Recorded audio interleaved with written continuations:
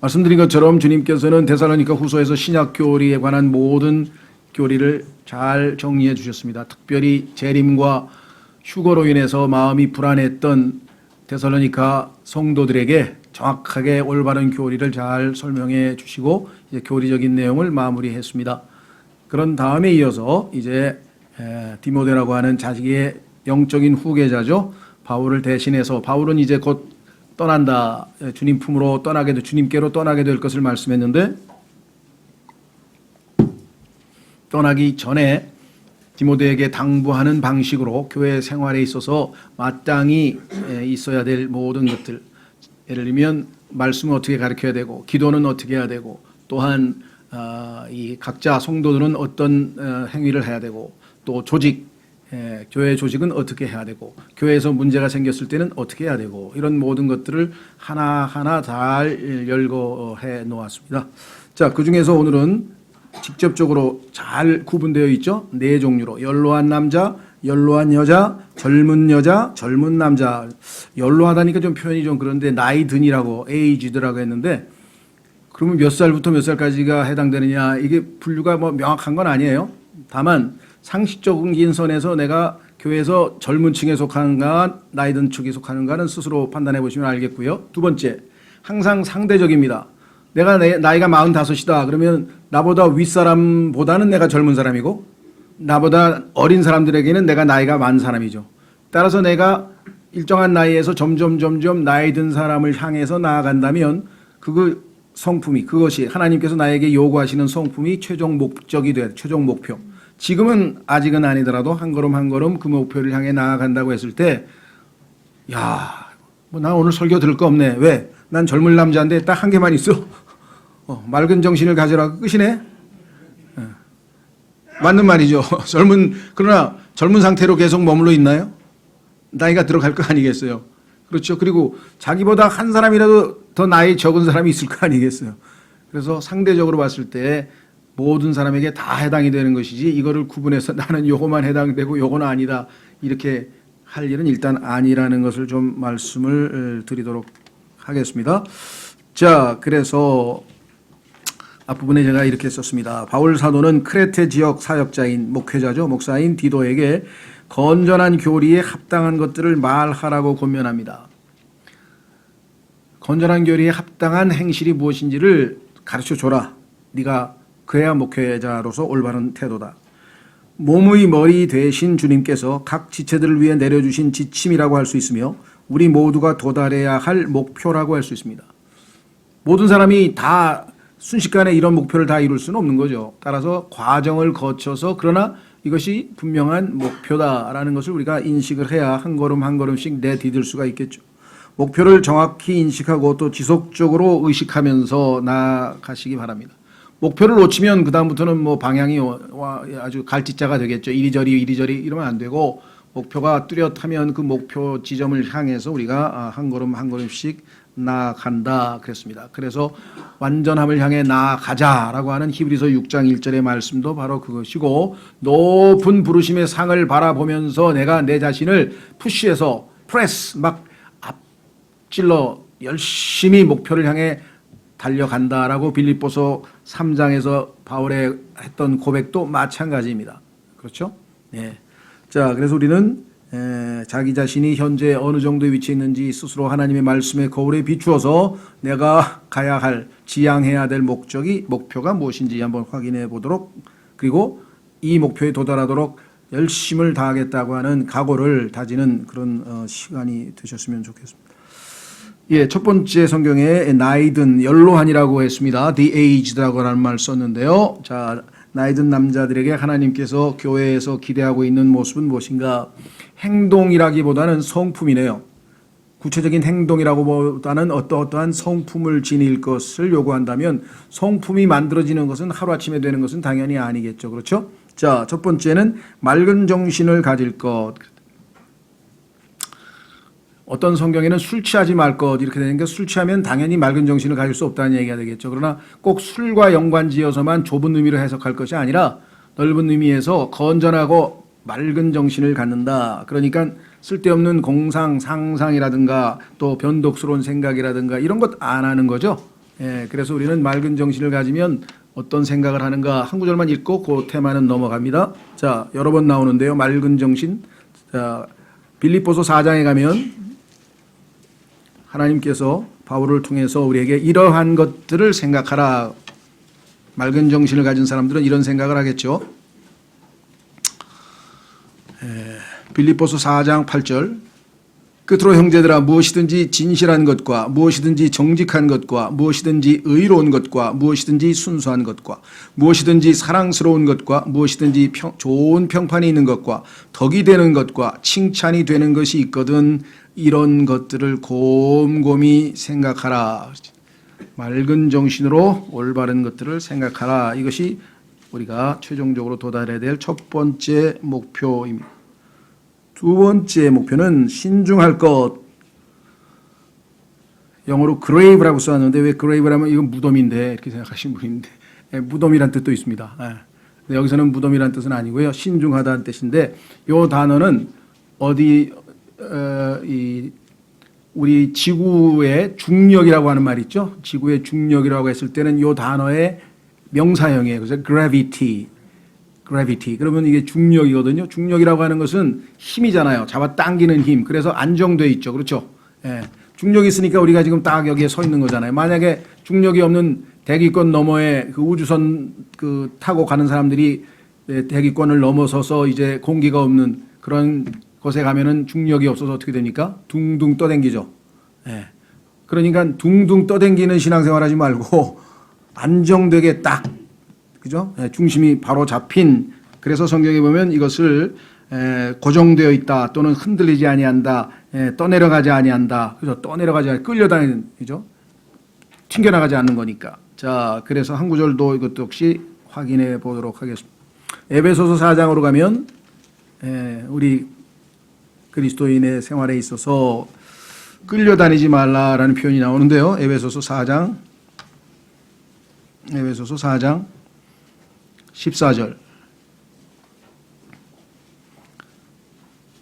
교회의 사역의 최종 목적은 바로 이것입니다. 하나님께서 예수 그리스도께서 승천하시면서 자신이 머리인데 주님의 몸된 교회의 머리 되신 분이 이제 하늘로 가시니까 남아있는 몸을 돌보기 위해서 선물들을 주고 가셨다. 그래서 옛날 성경이 이걸 은사라고 했는데요. 선물.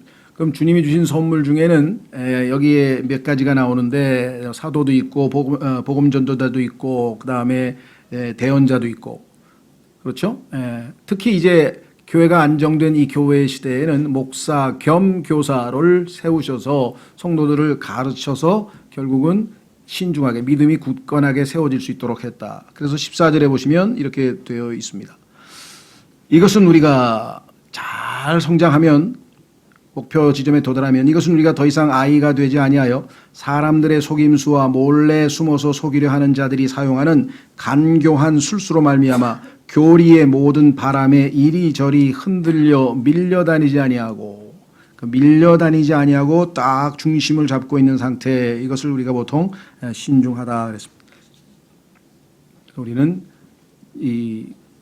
우리가 영적으로 장성하게 되고 또 육체적으로도 나이가 먹어가면 주님께서 기대하고 계신 바는 두 번째 성품이 신중할 것이다.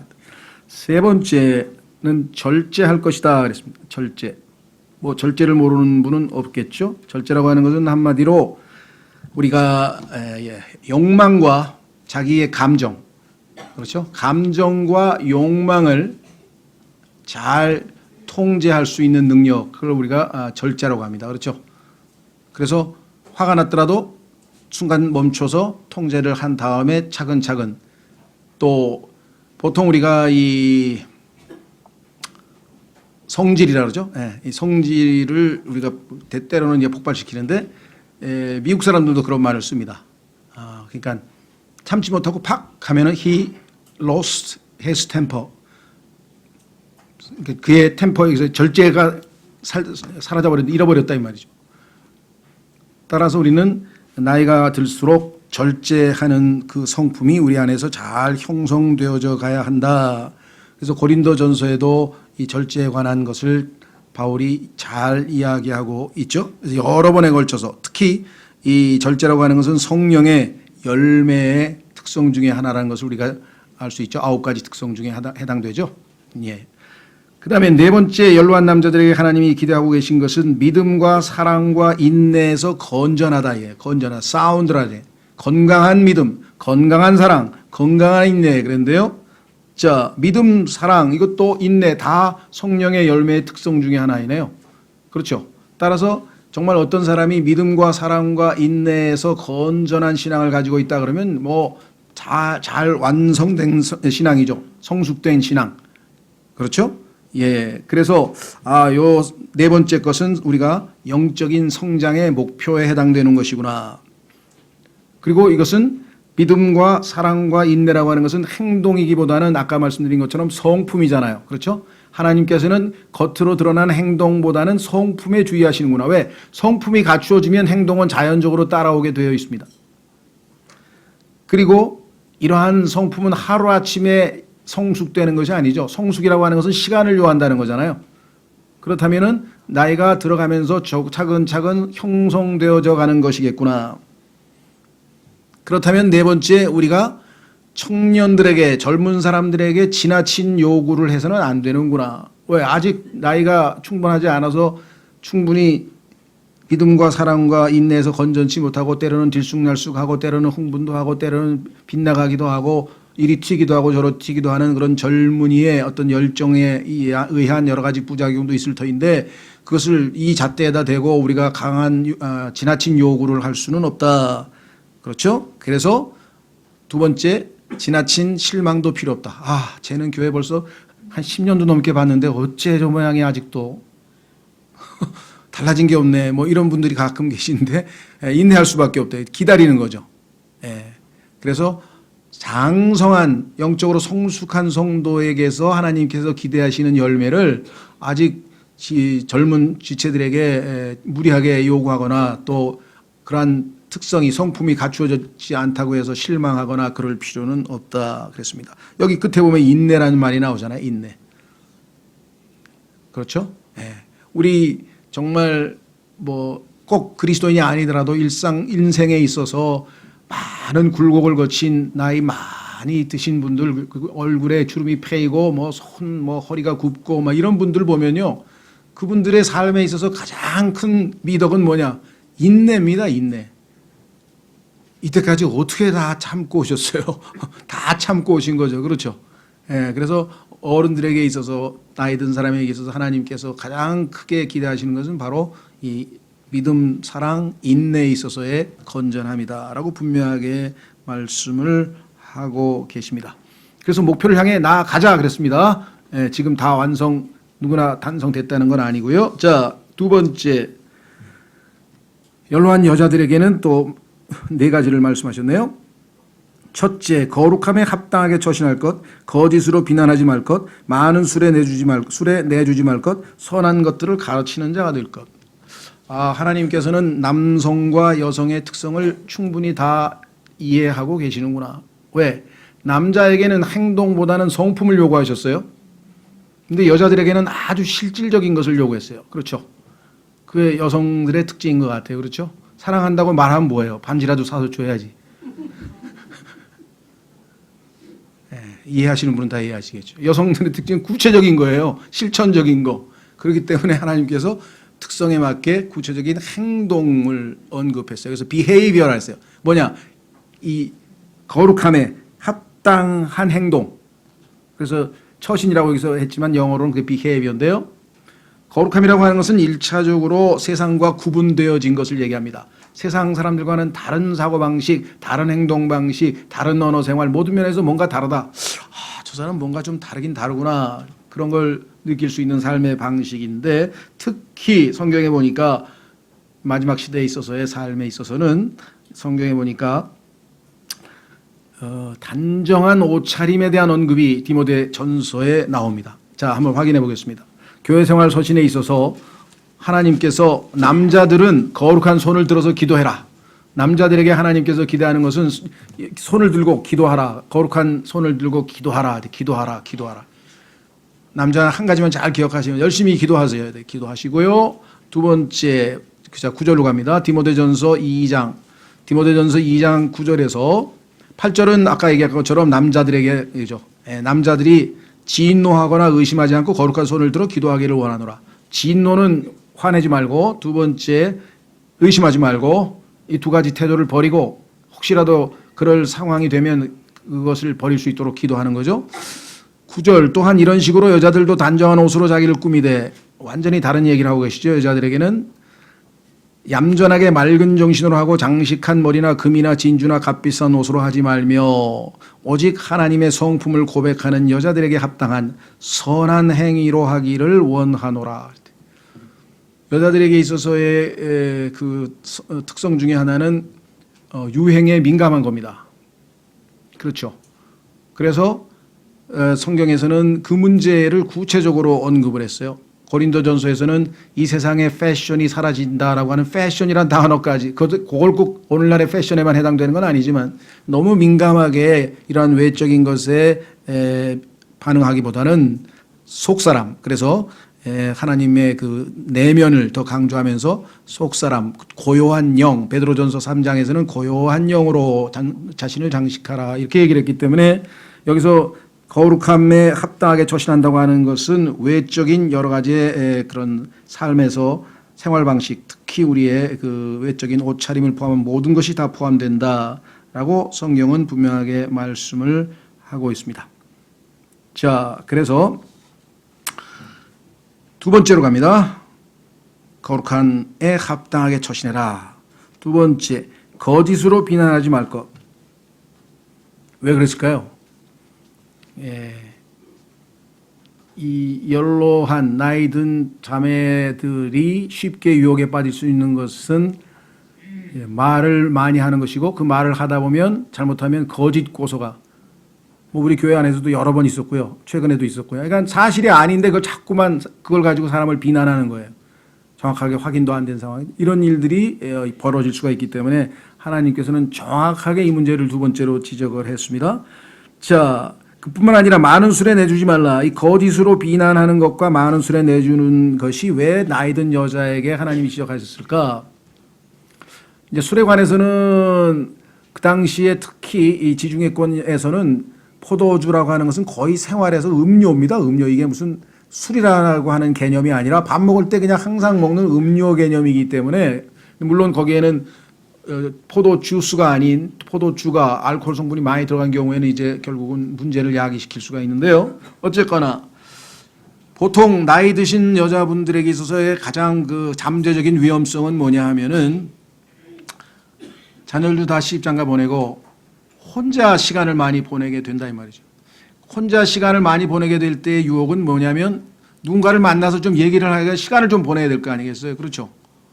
그래서 전화를 건다거나 예를 들면 누구 만나서 약간 뭐 이런 일들에 쉽게 유혹될 수가 있어요. 그건 어쩔 수 없죠. 왜냐하면 지루하니까, 시간이 여유 있는 시간이 있다 보니까. 그 다음에 두 번째는 괴로운 일이 많다 보니까 소위 말하면 술에 자신을 내어주는 경우가 이 당시에도 많이 있었던 것 같아요.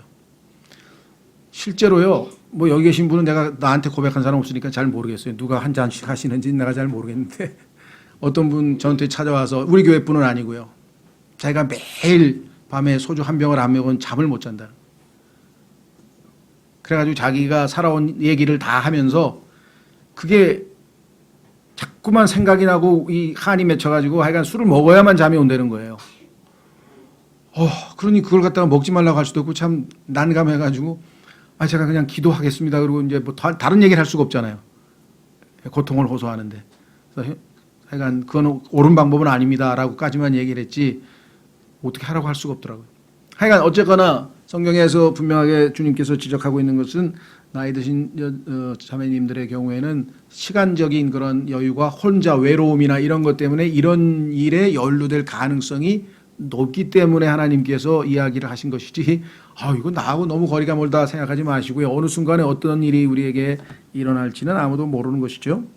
자, 그 다음에 네 번째, 선한 것들을 가르치는 자가 될 것. 이것이 이제 우리나라뿐만 아니라 미국도 그렇고요. 전 세계의 모든 그리스도인 나이 드신 분들이 가장 안 하는, 직무유기하는 것이라고들 선교를 합니다. 왜? 이게 보통 힘든 일이 아니에요. 그렇죠? 아, 요즘에 젊은 여자들이 얼마나 똑똑한데 내가 뭐라고 가르칠 게 뭐가 있어요. 예. 아닙니다. 젊은 여자들이 지식은 많은지 모르지만요. 삶의 지혜도 없고요. 그다음에 뭐 부모님으로부터 사회로부터 올바르게 한 성인 여자로서의 가정 생활을 이끌어가는 모든 것에 대해서 제대로 지금 가르치는 데가 하나도 없어요. 그래서 교회에서 나이 드신 분들이 그걸 감당하라고 성경에서 분명하게 말씀을 했는데, 제가 무슨 자격으로, 거의 99%가 그래요. 제가 무슨 자격으로, 성경에서 무슨 자격을 갖추고 하라 그랬나요? 자격 하나뿐이에요. 나이 든 여자면 자격을 갖춘 거예요. 난 나이 든 여자구나. 그럼 나보다 젊은 여자를 가르쳐야 되는구나. 하나님께서 그렇게 써놨어요. 그리고 젊은 자매님들도 뭘 가르치려고 드세요. 그러지 마세요. 이분은 하나님께 순종하고 계시는구나. 그렇잖아요. 지금 뭐 가르치고 싶어서 가르칩니까? 근데 이게 전 세계 어느 교회에서든지 이거를 거의 실행을들 안 하신대요. 여기도 거의 제가 보니까 안 하시는 것 같아요. 잘은 모르겠는데 그래도 하셔야 돼요. 자기가 아는 분야에서 난 무슨 요리 하나 잘한다고 그거라도 가르쳐 주시든지, 애가 울 때 어떻게 하면 안 울게 만드는 비법을 하시면 그걸 가르쳐 주시든지, 남편이 삐딱할 때 이걸 바로잡는 법을 좀 가르쳐 주시든지, 뭐라도 하나 가르쳐 주실 게 있을 거 아니겠어요. 지금까지 60, 70 살아왔는데 뭐라도 하나 가르쳐 줄 게 왜 없겠어요. 그렇죠? 뭐 옷차림을 좀 바로 하라든지 지혜롭게. 그렇죠? 그것도 막 큰 소리로 야단치고 그러면 안 듣죠. 그러니까 지혜롭게 기도하고 사랑으로 진리를 말하라 그랬으니까 사랑하는 마음이 생기거든. 자매님, 내가 좀 얘기도 해도 될까? 이렇게 해서 차근차근 해서 알아들을 수 있도록. 물론 단번에 한 번에 딱 듣고 뭐 고쳐지고 그러지는 않지만 적어도 염두에는 둘 수가 있겠죠. 그래서 분명히 이것은 하셔야 되는데 7가지를 가르치라 그랬으니까 그 중에서 한 개만 난 가르쳐야 되겠다. 내가 해당되는 거, 내가 그나마 좀 잘 가르칠 수 있는 거 한 개라도 가르쳐 줘야 되겠다. 그렇게 좀 오늘 마음의 허리를 동이고 결단을 좀 하셨으면 좋겠네요. 그걸 하나님께 순종하는 거잖아요. 그죠? 하나님께서 내가 나이 든 여자로서 이걸 하기를 원하시는구나. 내가 7개를 다 할 수는 없으니까 그나마 그래도 내가 할 수 있을 만한 거 주님 기도하고 한번 시도해 보셨으면 좋겠다. 7가지를 가르치라는데 첫 번째, 맑은 정신을 가져라. 젊은 여자들에게 정신을 맑은 것. 쓸데없는 공상, 상상, 망상 이것저것 생각하지 말고 건전한 것을 올바르게 생각하라. 이렇게 두 번째. 이건 아까 1번에도 나왔으니까.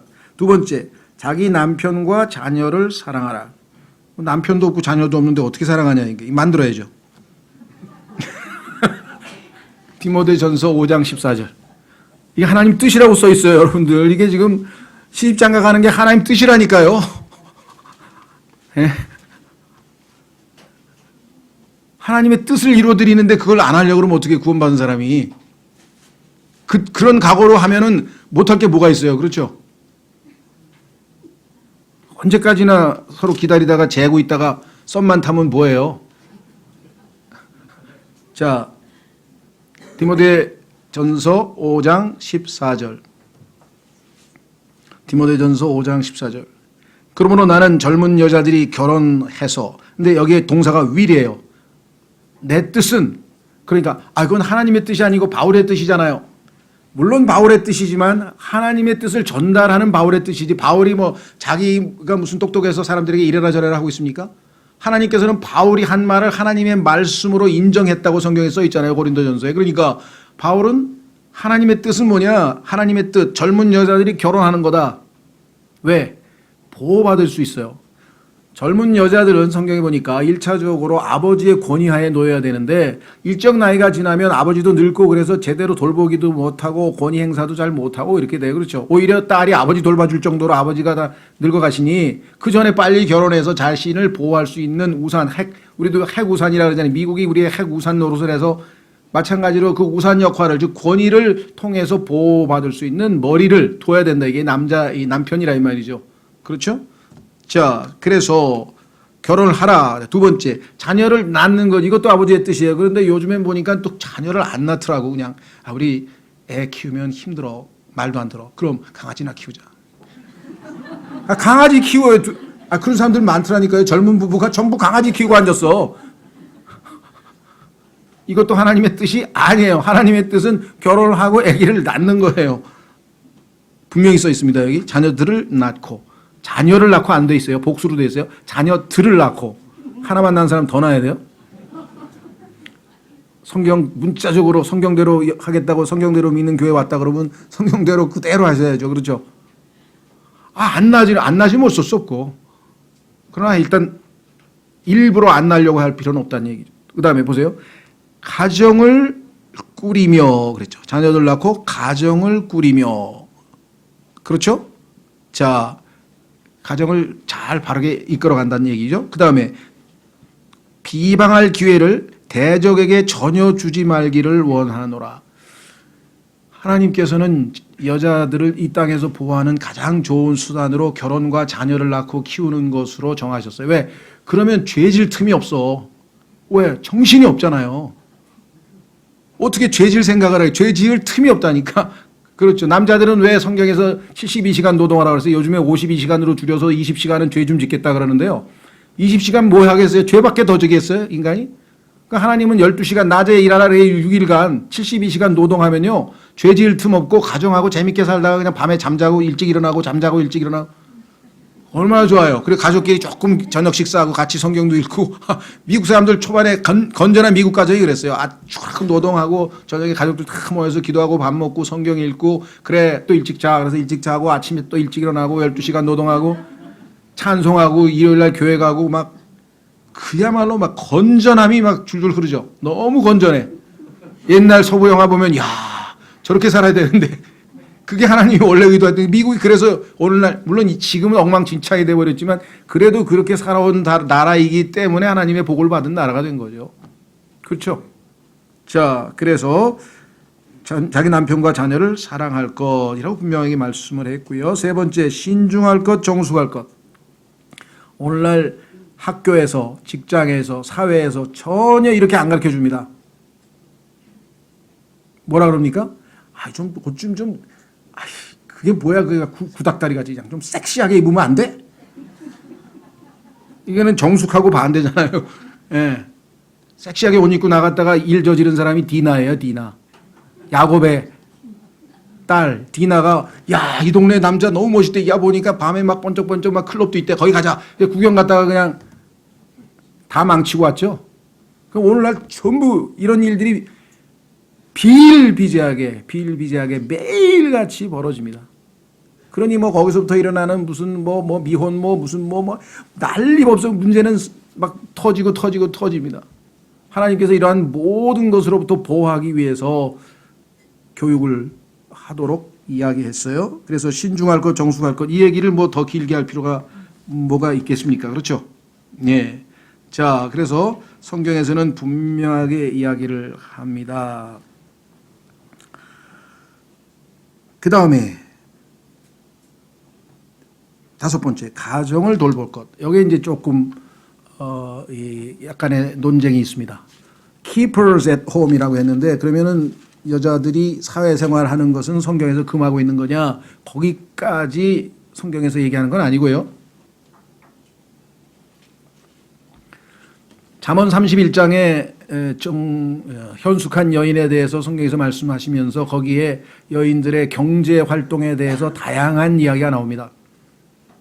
그렇죠? 근데 필요에 의해서, 가정의 필요에 의해서 또 자신의 하나님 주신 은사를 발휘하기 위해서 다양한 형태로 나름의 사회생활을 할 수가 있겠으나 중요한 거는 소위 말하면 일반적으로 사회에서 얘기하는 커리어 워먼, 나는 내 분야에서 최고가 되겠다, 이거는 아닌 것 같아요. 왜냐하면 그렇게 되면 가정을 돌볼 시간이 없죠. 자기의 그 커리어의 에서 목표가 나는 뭐 우리 사회 뭐 우리 회사에 뭐 이사가 되는 거 아니면 뭐 임원이 되는 거라든가 아니면 뭐 사장이 되는 거라든가 뭐 이렇게 목표를 세우면 뭐 가정하고는 그때는 뭐 거의 담쌓게 되는 거니까, 그죠? 가정의 경제를 돌보기 위해서 뭐 정말 프랑스 같은 경우는 아주 제도가 잘 돼 있어서 파트타임으로 아이가 학교에 가면 그 시간에 자기가 파트타임하고 아기가 돌아오는 2시면 2시까지 일하고 다시 돌아와서 아이와 함께 가정생활을 하고 이렇게 해서 지혜롭게 가정의 경제도 돌볼 수 있는 것이고 성경에 나와 있는 것처럼 할 수 있는 거예요. 그러니까 요즘 얘기하는 것처럼 성경적 자매의 상인 전업주부다 이렇게 단정적으로 얘기할 필요는 없다는 거죠. 그렇게까지 하는 데도 있어요, 사실은. 특히 미국의 보수주의 같아는. 그러나 성경에서 그렇게까지 언급하는 건 아닌 것은 잠언 31장에 현숙한 여인의 14가지 덕목에 보면 실질적인 경제활동에 대한 이야기가 많이 있습니다. 그래서 그러나 가정을 돌보는 것은 분명하죠. 그러니까 keepers at home이라고 했을 때 이 keep이라고 하는 것이 그냥 가정에 항상 머물러야 된다는 뜻은 아니고요. 잘 지킨다는 뜻이잖아요. 내 가정을 내가 잘 지켜서 아이들도 지키고 그렇죠. 예. 요즘에 얘기하는 뭐 다양한 거 있잖아요. 무슨 키퍼가 있어가지고 아이들 뭐 무슨 인터넷 검색도 뭐 차단 뭐 요즘에 할 일이 너무 많아요. 너무 유혹이 많고 아이들을 무너뜨리는 일들이 너무 많다 보니까 정말 가정을 지키는 일에 있어서 주부가 최선을 다하는 것은 꼭 필요한 일이다. 그래서 가정을 어떻게 돌볼 것인가, 보살필 것인가. 그 다음에 6번째, 이게 또 쉬운 일이 아니네요. 착하라 그러네, 착하라. 선한. 그렇죠. 예. 그래서 하여간 요즘에 글쎄요, 뭐 착한 여자를 찾는 사람들이 있는지는 잘 모르겠는데 똑똑한 여자는 찾아도 착한 여자는 안 찾는 것 같은데 성경은 착한 것이 덕목 중에 하나입니다. 하나님은 선하신 분이기 때문에 그리스도인으로서는 물론 모두가 다 선해야 되겠지만 특별히 젊은 여자들에게 착하라고 하는 것을 왜 하나님께서 요구하고 계시는지 이걸 설명을 잘 하고 가르쳐야 됩니다. 착한 아내가 되라 이렇게 분명하게 가르쳐야 될 것 같습니다. 자, 그다음에 일곱 번째는 뭐냐? 자기 남편에게 순종하라 그래. 자기 남편에게 순종하라. 대부분 보면은 남편도 마찬가지고 여자도 보면은 이 에베소서에 보면은 자기 아내를 사랑하라 이렇게 돼 있어요. 왜 앞에다가 꼭 자기를 붙였을까요? 대부분 보면 자기 남편에게는 순종 안 해요. 대부분 옆집 남편을 칭찬해요. 내 친구 남편은 정말 돈 잘 벌어오지, 청소 잘하지, 설거지 잘하지, 여행 잘 데리고 가지, 싹싹하지. 왕비도 그런 왕비가 없다는 거예요. 예를 들면. 근데 당신은 뭐야 이렇게 되니까 결국은 그런 생각을 가지고 뭐 자기 남편에게 순종할 뭐 마음이 생길 리가 없겠죠. 그렇죠. 그래서 왜 하나님께서는 이 말씀을 했는가 하면 대부분의 경우가 다른 남편들과 비교해서 결국은 그 남편이 형편없는 모습은 전혀 못 봤잖아요. 그 여자는 또 야 니네 남편이 훨씬 나 그럴 거라고. 안 그러겠습니까? 아내도 마찬가지예요. 자기 아내를 사랑하라는데 안 그래요. 이게 그래서 하나님께서는 반드시 의도적으로 이 단어가 앞에 들어가 있습니다. 잘났건 못났건 하나님께서 나에게 가장 적절하다고 주신 남편이라면 그럼 하나님이 나에게 주신 선물을 내가 기분 나빠 뭐 이런 남편을 왜 줬을까? 이럴 수는 없잖아요. 반대로도 마찬가지. 그렇죠. 과거에 제가 아주 그냥 상담하다가 혼쭐이 났어요. 목사님, 뭐 이런 남편을 하나님이 나한테 줬죠? 나보고 하는 소리 같아가지고. 그래서 원래 남편들은 다 똑같아요. 다 형편없어요. 그러니까 하나님께서 하나님이 시키셨으니까 그래 내가 하나님 말씀이니까 순종하지 이러면 되잖아요.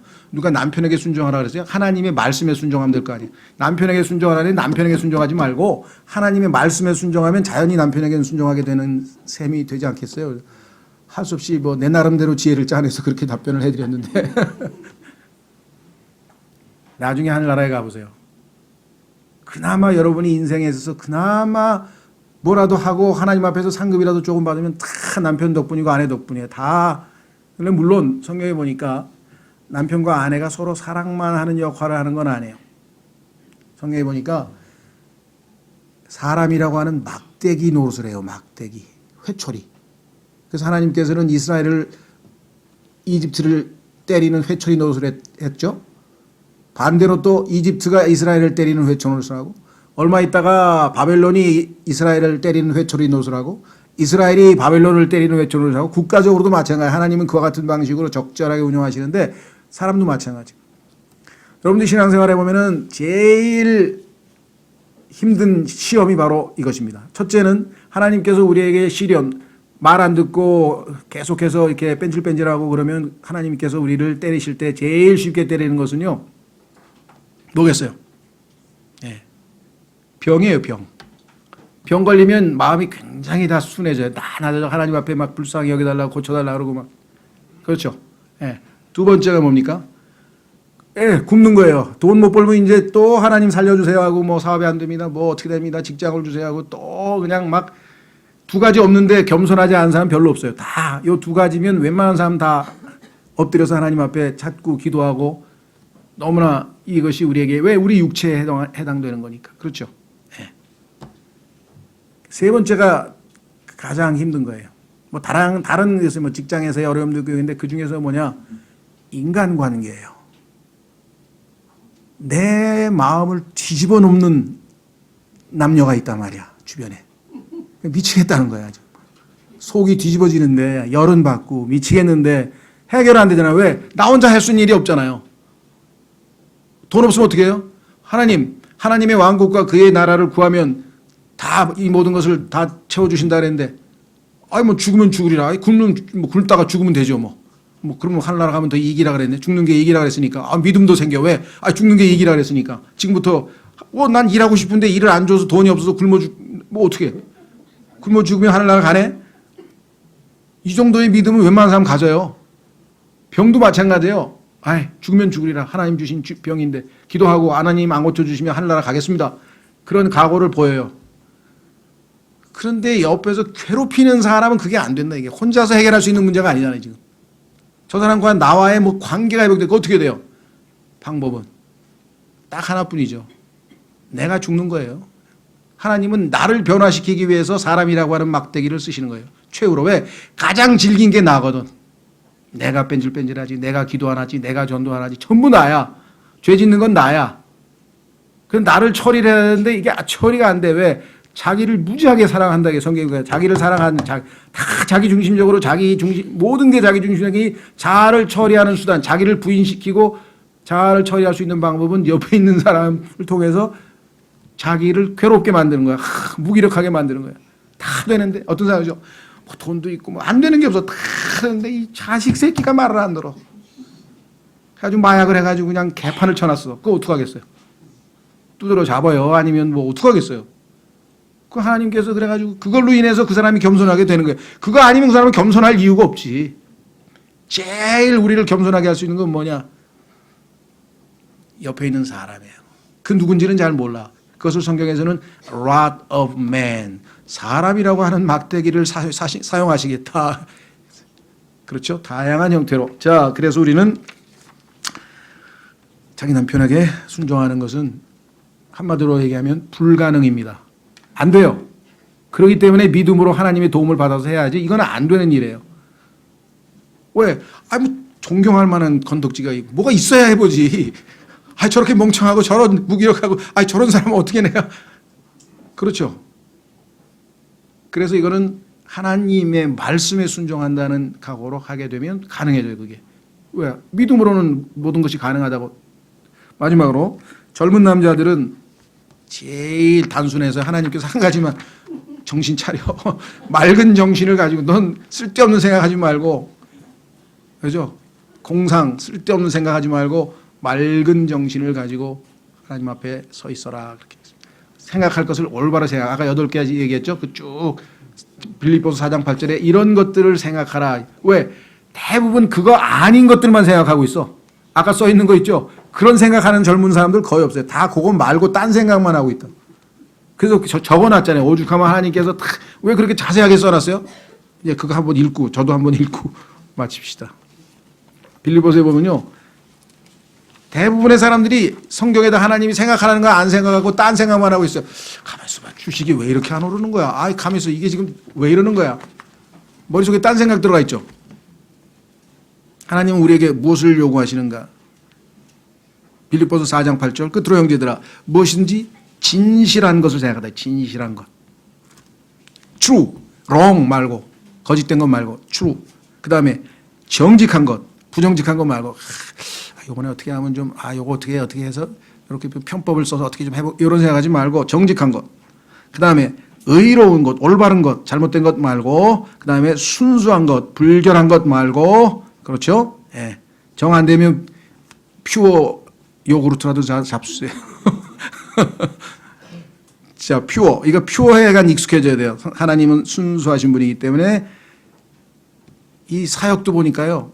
하나님 앞에 순수한 동기로 사역 안 하는 사람 나중에 뭐 스캔들 일으키든 뭐 돈을 횡령을 하든 뭔 일이 벌어져 가지고 말년이 다 안 좋더라고요. 하나님 앞에 특히 말씀 사역하는 사람은 아무 욕심이 없어요. 그냥 사역 말씀 가르치는 것 책무에서 순수해야 돼. 이 순수성이 결여된 사람하고 나중에 정말 교제하기가 힘들어요. 제가 지금도 보면 순수한 것, 그 다음에 사랑스러운 것, 그 다음에 좋은 평판이 있는 것, 그렇죠? 그 다음에 덕이 되는 것, 칭찬이 되는 것이 있거든. 이런 것들을 뭐라고 얘기했습니까? 곰곰이. 그냥 생각만 하는 게 아니라 곱씹어서 곰곰이 생각하면 잡생각, 망상, 억측, 뭐 온갖 쓸데없는 것, 이게 우리의 생각 속으로 들어올 틈이 없어요. 대부분 보면 왜 사람들이 마음 불편한 거 보면요. 억측도 많아요. 저 친구가 왜 나한테 저러는 거야. 그 사람 아무렇게 행동 안 했어요. 근데 자기가 스스로 자꾸만 억측을 해가지고 마음을 불편하게 그렇죠?